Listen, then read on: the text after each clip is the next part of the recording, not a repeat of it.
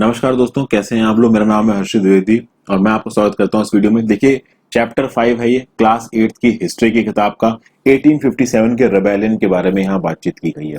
और सबसे best explanation अगर 1857 के रिबेलियन का कहीं हो सकता है, एनालिटिकल एक्सप्लेनेशन की बात कर रहा हूँ, तो वो इस चैप्टर में है। ये पूरा चैप्टर शायद 3 वीडियोस में कवर होगा। मैं जल्दी जल्दी बैक टू बैक इन वीडियोस को अपलोड कर दूंगा ताकि आप एक फ्लो में इनको देख सकें, ज्यादा गैप नहीं होगा इनकी अपलोडिंग में। तो यहाँ पे इस फिगर में आपको नजर आ रहा है, the sepoys and the peasants gather forces of for the revolt that spread across the plains of north India in 1857। ये एक पिक्टोरल रिप्रेजेंटेशन दिख रहा है आपको इस फोटो में, जहां पे जो सेपोइस हैं वो लड़ते हुए नजर आ रहे हैं। अब देखते हैं पॉलिसीज एंड द पीपल। इससे शुरू करते हैं। ईस्ट इंडिया कंपनी की क्या पॉलिसीज रही हैं इंडिया में अलग अलग तबके की तरफ, ये हमने पहले के चैप्टर्स में देखा है। तो आप देखोगे दोस्तों, हमारे देश के जो भी तबके थे, चाहे वो किंग क्वीन हो, चाहे वो पीजेंट्स हो, एग्रीकल्चर करने वाले लोग हों, चाहे लैंडलॉर्ड्स हो, चाहे हमारे ट्राइबल सोसाइटी के लोग हों, चाहे हमारे सोल्जर्स हों, वो सब लोग अंग्रेजी ईस्ट इंडिया कंपनी की पॉलिसीज से परेशान थे, अपने ही वजहों से। कोई किसी वजह से परेशान था, कोई किसी वजह से परेशान था। बहुत बार यह देखा गया कि बहुत सारे ग्रुप ऑफ पीपल या सिंगल पीपल सामने आए और उन्होंने पॉलिसीज को और ईस्ट इंडिया कंपनी के एक्शंस को रिपेल किया, क्योंकि कभी कभी वो पॉलिसीज उनके इंटरेस्ट के अगेंस्ट थे, उनकी भावनाओं के अगेंस्ट थे, सेंटिमेंट्स के अगेंस्ट थे। यहां पे देखते हैं nawabs lose their power. Mid 18th century आते आते आप देखेंगे नवाबों और राजाओं की ताकत जाने लगी। ऑब्वियसली बात है, 1757 में आपका हुआ था बैटल ऑफ प्लासी। 1764 में तो हमारे मुगल एम्परर की सेना भी हार गई थी बैटल ऑफ बक्सर में। तो धीरे धीरे जो हमारे यहाँ के नवाब राजा थे, उनकी ताकत जाने का जो सफर है वो 1757 से शुरू हुआ और बहुत जल्दी जल्दी आप आगे देखोगे कि इनकी ताकत गायब होने लगी, इनकी अथॉरिटी कम होने लगी, इनका ऑनर कम होने लगा। जो ब्रिटिश पॉलिसी का सबसे बेस्ट एलिमेंट था, वो क्या करते थे, अपने रेजिडेंट को बिठा देते थे इन नवाबों की कोर्ट में। तो ये रेजिडेंट्स क्या होते थे, जैसे कि फॉर एग्जांपल किसी नवाब, अवध के नवाब की कोर्ट में अपना रेजिडेंट बैठा दिया इंग्लिश ईस्ट इंडिया कंपनी में। अब वो रेजिडेंट नवाब के हर डिसीजन में इंटरफेयर करता था, हर पोस्टिंग में इंटरफेयर करता था, हर एडमिनिस्ट्रेटिव डिसीजन में वर्चुअली, मतलब लिटरली वो रेजिडेंट हर जगह पे अपनी नाक घुसेड़ता था। जबकि ये बोला गया था कि ये रेजिडेंट नॉर्मल एडमिनिस्ट्रेशन में इंटरफेयर नहीं करेंगे, बट फिर भी वो करता था। तो इससे देखा जाएगा कि जो हमारे देश के जो रूलर्स थे, उनकी जो फ्रीडम है, रूल करने की जो फ्रीडम थी, वो फ्रीडम कम होगी। कई कई बार जब सब्सिडरी अलायंस की ट्रीटी साइन की गई, तो जो उनकी खुद की आर्म फोर्सेस थी, उनको डिसबैंड कर दिया गया। बहुत सारे लोग बेघर हो गए, उनका एम्प्लॉयमेंट चला गया और ईस्ट इंडिया कंपनी की सेना को वहां पे स्टेशन कर दिया गया। धीरे धीरे करके इन राजाओं के रेवेन्यूज को छीना गया और जब वो रेवेन्यूज को नहीं दे पाए तो उनकी टेरिटरी को छीना गया। बहुत सारे केसेस में ये देखा गया कि बहुत सारी रूलिंग फैमिलीज ने कोशिश की कि वो अपने इंटरेस्ट को प्रोटेक्ट कर सकें, बट वो प्रोटेक्ट नहीं कर पाए। जैसे कि रानी लक्ष्मीबाई ऑफ झांसी, उन्होंने कंपनी से काफी दरखास्त की कि उन्हें ये हक मिलना चाहिए, जो कि हिंदू लॉ के हिसाब से था, कि जो उनका अडॉप्टेड सन है वो उनके हस्बैंड की मृत्यु के बाद किंगडम का राजा बने। लेकिन लॉर्ड डलहौजी लेके आ गए थे डॉक्ट्रिन ऑफ लैप्स, और डॉक्ट्रिन ऑफ लैप्स के था कि भैया डायरेक्ट बॉर्न सन, जो राजा है उसका जो बेटा होगा, असल बेटा, वही गद्दी पर बैठेगा, एडॉप्टेड सन गद्दी पर नहीं बैठेगा। तो रानी लक्ष्मीबाई से यह हक छीन लिया गया, वो नाराज हो गई। फिर नाना साहब के केस में भी कुछ ऐसा ही हुआ था। नाना साहब एडॉप्टेड सन थे किसके, पेशवा बाजीराव टू के। ओके, नाना साहब ने बोला कि देखिए, पेशवा बाजीराव टू को जो भी पेंशन आप देते थे, अब लीगली ये पेंशन मुझे मिलनी चाहिए, क्योंकि मेरे फादर की मौत हो गई तो उस पर हक मेरा है। लेकिन धीरे धीरे आप देखोगे कंपनी की ताकत बढ़ रही थी, और जब कंपनी की ताकत बढ़ी, उसकी सुपीरियर मिलिट्री फोर्स के चलते उसने पहले जो कमिटमेंट्स किए थे उन कमिटमेंट्स को ऑनर नहीं किया। और जब वो कमिटमेंट्स को ऑनर नहीं करेगा तो वो किसी ना किसी को तो नाराज करेंगे। तो रानी लक्ष्मीबाई जी को नाराज किया, नाना साहब को नाराज किया। फिर आप देखोगे जो लास्ट टेरिटरी को अनेक्स किया गया ना लॉर्ड डलहौजी के दौरान, वो थी अवध। अच्छा, अवध को डॉक्ट्रिन ऑफ लैप्स के अंदर एनेक्स नहीं किया गया, अलग ही तरीके से एनेक्स किया गया। सबसे पहले हम देखेंगे 1801 में सब्सिडरी अलायंस इंपोज कर दी गई अवध पे, और 1856 पे इसको कब्जा लिया गया। आप देखोगे सब्सिडरी अलायंस के बाद ही, कुछ सालों बाद, जब सब्सिडरी अलायंस की पेमेंट नहीं कर पाया अवध का नवाब, उसकी बहुत सारी टेरिटरी छीन ली थी ईस्ट इंडिया कंपनी में। तो 1856 आते आते जो अवध बचा था ना, वो ओरिजिनल अवध से बहुत छोटा था। उस ओरिजिनल अवध की बहुत सारी टेरिटरीज पे तो ऑलरेडी ईस्ट इंडिया कंपनी कब्जा करके बैठी थी। 1856 में गवर्नर जनरल डलहौजी ने बोला कि देखिए, ये जो अवध है, इस अवध के जो रूलर हैं वो ठीक से राज नहीं कर रहे हैं, बहुत ज्यादा मिस गवर्नेंस है, बहुत ज्यादा मिस एडमिनिस्ट्रेशन है, लोग त्राहिमाम कर रहे हैं। इसलिए मेरी ये रिस्पॉन्सिबिलिटी बनती है, ब्रिटिश रूल की रिस्पॉन्सिबिलिटी बनती है कि उन लोगों को एक प्रॉपर एडमिनिस्ट्रेशन दिया जाए। जैसे कि अंग्रेज तो बड़ा प्रॉपर एडमिनिस्ट्रेशन देने ही वाले थे, इस बात में तो कोई डाउट नहीं था कि जो नवाब थे अवध के वो अपने लोगों का ध्यान नहीं रख रहे थे, बट ब्रिटेन का ध्यान रखेगा, सारा तो बवाली इनकी वजह से शुरू हुआ था। फिर आप देखोगे कंपनी ने धीरे धीरे यह भी प्लान बनाया कि भैया इस मुगल डायनेस्टी को खत्म करना है। तो आप देखोगे जैसे जैसे समय बीतता गया, पहले तो मुगल किंग के नाम पे कुछ चीजें होती थी, हालांकि मुगल किंग की ताकत बहुत कम हो गई थी। बैटल ऑफ बक्सर के बाद मुगल किंग की ताकत ना के बराबर हो गई थी अंग्रेजी ईस्ट इंडिया कंपनी के सामने। आगे आने वाले समय में देखेंगे, पहले मुगल किंग का नाम हुआ करता था जो कॉइन्स मिंट करती थी ईस्ट इंडिया कंपनी, मुगलों का नाम तक हटा दिया गया उन कॉइन्स से। 1849 में 1848 से लेकर 1856 तक जो गवर्नर जनरल रहे हैं इंडिया में ईस्ट इंडिया कंपनी के, वो थे लॉर्ड डलहौजी। 1849 में गवर्नर जनरल डलहौजी ने कहा कि जब बहादुर शाह जफर, जो कि अभी के मुगल एम्परर हैं, जब इनकी मृत्यु हो जाएगी ना, उसके बाद जो रॉयल फैमिली होगी इस किंग की, मुगल डायनेस्टी की, उससे ये बोला जाएगा भैया रेड फोर्ट से बाहर निकलो और कोई दूसरी जगह पे दिल्ली में इनको रखा जाएगा। ये बात 1849 में ही लॉर्ड डलहौजी ने बोल दी थी। अब 1856 में आप देखोगे कि लॉर्ड डलहौजी चला जाएगा, उसको रिप्लेस कर दिया जाएगा, और उसकी जगह कौन आएगा? उसकी जगह आएगा governor general Lord Canning. Lord Canning ने बोला कि देखिए, जो बहादुर शाह जफर हैं ये लास्ट मुगल किंग होंगे और इनके बाद इनके किसी भी बेटे को मुगल किंग का दर्जा नहीं दिया जाएगा, उन्हें सिर्फ प्रिंसेस बोला जाएगा। They will not be declared as king. तो भैया रूलर्स भी परेशान थे ब्रिटिश ईस्ट इंडिया कंपनी से। फिर पीजेंट्स एंड सपॉयस किस तरीके से परेशान थे? देखिए, कंट्री साइड कहने का मतलब जो रूरल इलाके थे इन अंग्रेजों के अंदर, वहां पे पीजेंट्स को और जमींदारों से बहुत ज्यादा टैक्स लिया जाता था। पीजेंट्स अपने एग्रीकल्चरल प्रोड्यूस का मेजर हिस्सा टैक्स में देता था, और ऑब्वियसली बात, इस टैक्स वसूली का काम किसके पास था? जमींदार के पास था। जमींदारों को भी एक बहुत बड़ा हिस्सा अंग्रेजों को देना पड़ता था। तो पीजेंट्स भी परेशान थे कि उनके पास कुछ नहीं बचता, और जमींदार भी परेशान थे, उनके पास कुछ नहीं बचता। प्लस अंग्रेजों का जो टैक्स कलेक्शन का तरीका था वो बहुत ज्यादा रिजिड था। अगर आपने टैक्स देने में देरी की तो आपसे आपकी जमीन छीन लेंगे। जमींदारों को तो बेइज्जत भी करते थे अंग्रेजी ऑफिशियल्स, ठीक है। तो कभी कभी ऐसा होता था कि अगर आप टैक्स ना दे पाओ तो आप क्या करोगे कि मनी लेंडर से लोन लेके टैक्स दोगे, और ऑब्वियसली बात है इस लोन को आप चुका नहीं पाओगे। इस लोन का जो इंटरेस्ट होता था वो बहुत ज्यादा होता था। तो बहुत बार ऐसा हुआ कि पीजेंट्स जिस खेत को जोत रहे थे हजारों सालों से, उनका घर उस खेत को जोत रहा था, उनका जो खानदान था उस खेत को जोत रहा था, एकदम से वो देखेंगे वो लैंड उनसे छीन लिया जाएगा। एक ऐसा इलाका जहां पे जमींदारों की चलती थी, जहां पे जमींदार का जो पुश्तैनी फैमिली थी, हमेशा से राज कर रही थी, इन जमींदारों को उखाड़ फेंका अंग्रेजों ने उस जगह से। तो सब लोग अंग्रेजों से देखिए होने लगे पिस्ड ऑफ, बहुत नाराज हो गए। फिर जो सपॉयस थे ब्रिटिश ईस्ट इंडिया कंपनी की आर्मी में, वो भी बहुत परेशान थे, बहुत सारी चीजों की वजह से परेशान थे। फर्स्ट ऑफ ऑल उनके पे अलाउंसेस और कंडीशन ऑफ सर्विस की वजह से वो परेशान थे।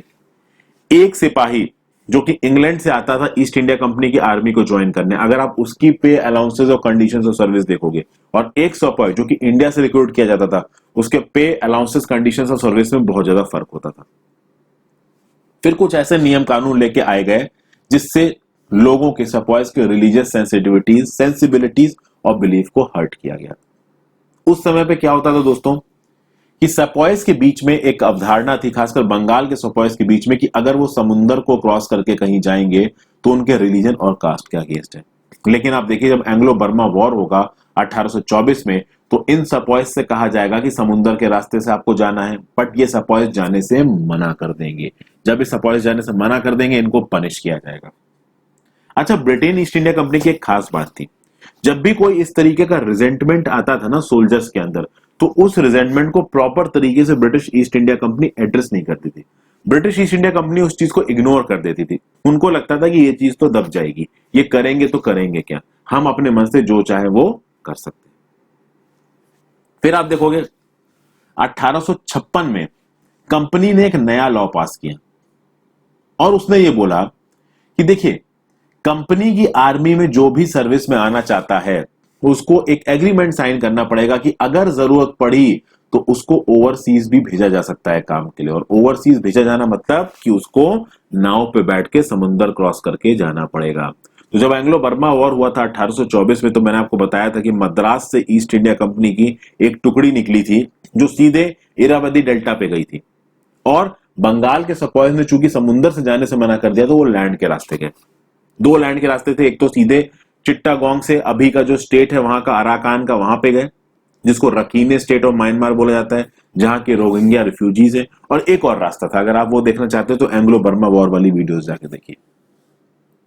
उसके बाद दोस्तों, ये जो सपॉयज थे ना, ये सपॉयज आते तो देश के अलग अलग हिस्सों से थे। तो सपॉयज आपके राजस्थान, अवध के इलाके के थे। अब अवध में जो ब्रिटिश ईस्ट इंडिया कंपनी का जो रूल था वो काफी परेशान कर रहा था लोगों से ज्यादा टैक्स वसूले जा रहे थे, लोगों को परेशान किया जा रहा था, उनकी जमीनें हड़पी जा रही थी। तो आप देखोगे कि ये जो सोल्जर्स थे ये पहले पीजेंट्स थे, बाद में ये English east India company service में आ गए, लेकिन इनके घर वाले तो अभी भी पीजेंट थे। तो जो कुछ भी इनके घर में हो रहा था, इनके गांव में हो रहा था, वो इन सेपॉयज को पसंद नहीं आ रहा था। तो इसकी वजह से भी इन सेपॉयज के अंदर में गुस्सा था कि जो हमारी भाई खानदानी जमीन है उसको अंग्रेज छीन रहे हैं, गलत तरीके से हमारे घर वालों को परेशान कर रहे हैं। फिर एक और बात से जो हमारी इंडियन सोसाइटी थी वो ब्रिटेन से नाराज थी।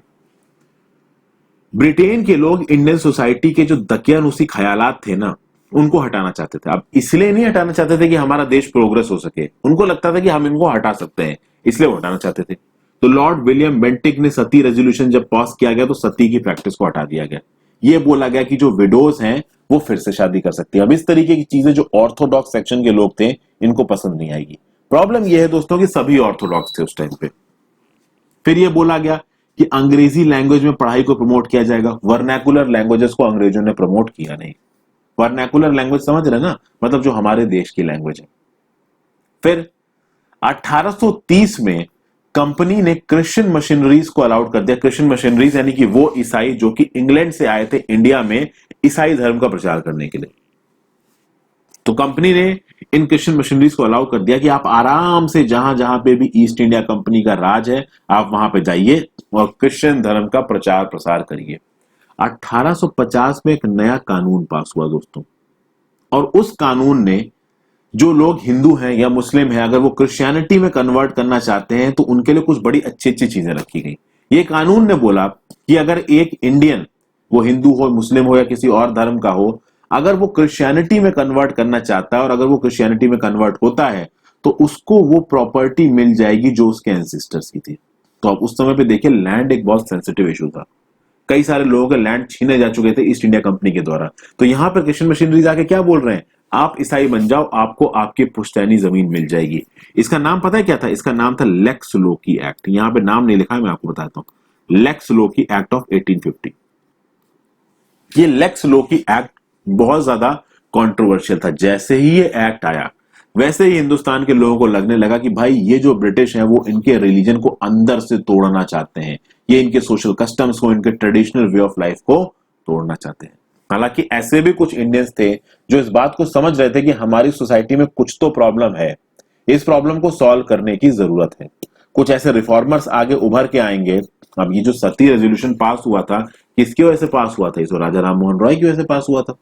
ठीक है, ऐसा तो था नहीं कि ब्रिटेन ने उठ के तुरंत पास कर दिया। हमारे इंडियन सोसाइटी के कुछ लोग इन नियम कानून को पास कराने के लिए लड़ रहे थे, तभी ये नियम कानून पास हुए। फिर through the eyes of the people, उस समय पे लोग ब्रिटिश रूल के बारे में क्या सोचते थे वो ये सोर्स 1 और सोर्स 2 से आपको पता चलेगा। यहां पे दोस्तों देखिए दो अटायर दिख रही हैं आपको। इस तरीके से कुछ उस समय के सपॉय लगा करते थे। ऑब्वियस सी बात है ये अपने ऑफिशियल ड्रेस में नहीं है, ये कहीं अपने गांव में है और आपस में एक दूसरे से बात कर रहे हैं। अब बात करते हैं द लिस्ट ऑफ 84 रूल्स। एक बुक है माझा प्रवास, इसको लिखा है विष्णु भट्ट गोडसे ने। ये एक ब्राह्मण है from a village in Maharashtra. तो विष्णु भट्ट गोडसे और उनके अंगल मथुरा जा रहे थे यज्ञ में, मतलब किसी पूजा में पार्टिसिपेट करने के लिए मथुरा जा रहे थे। रास्ते में ये लोग मिले कुछ सपॉयज से, सपॉयज जो कि ब्रिटिश ईस्ट इंडिया कंपनी की आर्मी में काम करते थे। इन सपॉयज ने इनको बताया कि तुम आगे मत जाओ, वापस लौट जाओ, क्योंकि एक मैसिव अपहेवल होने वाला है, बवाल छिड़ने वाला है 3 दिन के अंदर अंदर। ये रिवॉल्ट ऑफ 1857 की बात हो रही है। यहां पे क्या बोला जा रहा है, जो अंग्रेज हैं वो हिंदू के और मुस्लिमों के रिलीजन को बर्बाद करना चाहते हैं। इन अंग्रेजों ने 84 रूल्स बनाए हैं और इन रूलों में सारे किंग्स को और प्रिंसेस को बुलाया गया, एक मीटिंग हुई, उसमें सारे किंग्स और प्रिंसेस के सामने इन रूल्स को डिक्लेयर किया गया। किंगों ने इस रूल को एक्सेप्ट करने से मना कर दिया और अंग्रेजों को बोला कि अगर आपने ये नियम कानून इंप्लीमेंट किए तो बड़ी खतरनाक चीजें हो सकती हैं, मैसिव अपहेवल हो सकता है। तो कुल मिला के यहाँ पे जो अपनी किताब है उसमें विष्णुदत्त गोडसे ये बताना चाहते हैं कि कैसे इस बवाल की रिवॉल्ट ऑफ 1857 की तैयारी हो रही थी, कैसे लोगों के दिमाग में अंग्रेजों द्वारा बनाए हुए नियम कानून प्रॉब्लम पैदा कर रहे थे, जिसकी वजह से आगे बवाल होगा। एक डेट फिक्स की गई थी वॉर ऑफ रिलीजन के लिए और एक सीक्रेट प्लान बनाया गया था, जिससे ये बोला गया था कि plan has been circulated from the cantonment in Meerut by letter sent to different cantonment. यानी मेरठ के जो जवान थे, जो सेपॉयज थे, उन्होंने अलग अलग कैंटोनमेंट के सेपॉयज को एक लेटर लिखा था जिसमें बातचीत कही गई थी कि हाँ भाई हम लोग बवाल करने वाले हैं। फिर यहाँ पे एक और व्यू पॉइंट है, there was soon excitement in every regiment. ये भाई सूबेदार सीताराम पांडे करके एक पर्सन थे, सूबेदार सीताराम पांडे 1812 में सेपॉय लगे बंगाल की नेटिव आर्मी में। इन्होंने अंग्रेजों की सेवा की 48 साल के लिए 1860 में ये रिटायर हो गए। खास बात दोस्तों ये थी कि जब रिबेलियन हुआ रिवॉल्ट ऑफ 1857 का, तो सूबेदार सीताराम पांडे ने अंग्रेजी फोर्सेस का साथ दिया। इनका जो खुद का बेटा था वो अंग्रेजी फोर्सेस के खिलाफ लड़ रहा था, ही वॉज अ रेबल, और इनके खुद के बेटे को ब्रिटिशर्स ने मार दिया इनकी आंखों के सामने। तो जब ये सीताराम पांडे जी रिटायर हुए तो इनके जो कमांडिंग ऑफिसर थे नौरगटे, उन्होंने इससे बोला था कि तुम अपनी जीवनी लिखो, जो कुछ भी तुमने अपने सामने देखा है इसको लिखो। और फिलहाल इन्होंने अपनी किताब लिखी 1861 में अवधि में, और नॉरगेट ने इसको इंग्लिश में ट्रांसलेट करवाया। इस किताब का नाम है फ्रॉम सुपॉय टू सूबेदार। इसमें सीताराम पांडे जी क्या लिखते हैं, इसमें सीताराम पांडे जी लिखते हैं कि इनके ओपिनियन के हिसाब से ये जो अवध पे कब्जा किया ना लॉर्ड डलहौसी ने, इस अवध के कब्जे की वजह से जो सेपॉयस थे इंग्लिश ईस्ट इंडिया कंपनी की आर्मी में, वो बहुत नाराज हो गए ईस्ट इंडिया कंपनी से। गवर्नमेंट की तरफ उनके अंदर एक घृणा का भाव आ गया। पहले से गवर्नमेंट से वो बहुत नाराज थे कि उनकी पे कंडीशंस अच्छी नहीं है, सर्विस कंडीशंस अच्छी नहीं है, अंग्रेज हमारी सोसाइटी को रिफॉर्म कर रहे हैं। और जैसे अवध का एनेक्सेशन किया वो और ज्यादा नाराज हो गए। ये सब बात होगी। जो आर्मी के अंदर टेम्पर था वो बढ़ने लगा। जो नवाब थे अवध के, जो किंग था दिल्ली का, वो हर तरफ लोगों को भेज रहा था ये जानने के लिए आर्मी के अंदर किस तरीके की भावना चल रही है। उसके बाद बहुत सारे ऐसे एजेंट्स की बात की गई, जैसे नवाब ऑफ अवध के एजेंट, किंग ऑफ दिल्ली के एजेंट। ये लोग एजेंट जा जाके सिपॉयज को बता रहे थे कि देखिए ये फॉरेनर्स हमारे धर्म को बर्बाद कर रहे हैं, हमारे किंग को नीचे गिरा रहे हैं, हमारे सामने हजारों झूठ बोला करते हैं। इसलिए बहुत सारे लोगों ने इन सोल्जर्स को भड़काने की कोशिश की कि म्यूटनी करिए, और इन्होंने अपने मास्टर्स अंग्रेजों के खिलाफ म्यूटनी कर दी। ओके, तो ये मेमोयर्स हैं सीताराम पांडे जी की। इन मेमोयर्स से देखिए कुछ खास तो नहीं पता चलता है दोस्तों, बट इतना जरूर पता चलता है कि कैसे जो हमारे सेपॉयस थे ईस्ट इंडिया कंपनी में, उनके दिमाग में अंग्रेजी कंपनी की तरफ एक घृणा का भाव धीरे धीरे बढ़ रहा है। यहाँ पे एक फोटो नजर आ रही है दोस्तों, जहां पे मेरठ में रेबल सेपॉयस ने उनके ऑफिसर्स को अटैक कर दिया है, घरों को जलाया जा रहा है, बिल्डिंग्स को आग लगाई जा रही है। उसके बाद सोर्स 2 के आगे कंटिन्यू कर रहे हैं। It chanced about this time the Sarkar sent parties of men from each regiment to different garrisons for instructions in the use of new rifle. These men performed the new drill for some time. आपको पता है ना दोस्तों, एक rifle आई थी, उस rifle को चलाने का तरीका धीरे धीरे जगह जगह पे जो अलग अलग टुकड़ियां थी ईस्ट इंडिया कंपनी को, उनको बताया जा रहा था। अब ये जो कार्ट्रिजेस थी, इन कार्ट्रिजेस को भरने के लिए बार बार उस पर थूक लगाना पड़ता था, और ये कहा जा रहा था कि इस बंदूकों में, इन कार्ट्रिजेस में काऊ का यानी कि गाय का और सुअर का जो फैट है उसको इस्तेमाल किया गया। तो हिंदुओं के लिए गाय प्योर थी और मुस्लिमों के लिए पिग्स प्योर था। तो हिंदू मुस्लिम दोनों को यह भरोसा होगा कि जो अंग्रेजी ईस्ट इंडिया कंपनी है ये पूरी तरीके से कोशिश कर रही है कि इनके रिलीजन को खत्म कर दिया जाए। तो भाई ये कार्ट्रिज वाला इशू, अवध को इन्होंने एनेक्स किया उसका इशू, लोगों को क्रिश्चियनिटी में जो ये कन्वर्ट कर रहे थे उसका इशू, लेक्स लोकी एक्ट आया था 1850 का। इसके चलते हिंदू और मुस्लिम दोनों यूनाइटेड हो गए और उन्होंने एक जंग सी छेड़ दी इंग्लिश ईस्ट इंडिया कंपनी के अगेंस्ट में। अगली वीडियो में हम बात करेंगे कैसे ये म्यूटनी एक पॉपुलर रेबेलियन में बदल गई। Thank you for watching this video friends. Video को शेयर जरूर करिए, आप चिंता मत करिए, जल्दी ही आपको अगला पार्ट इस वीडियो का मिल जाएगा। Good bye.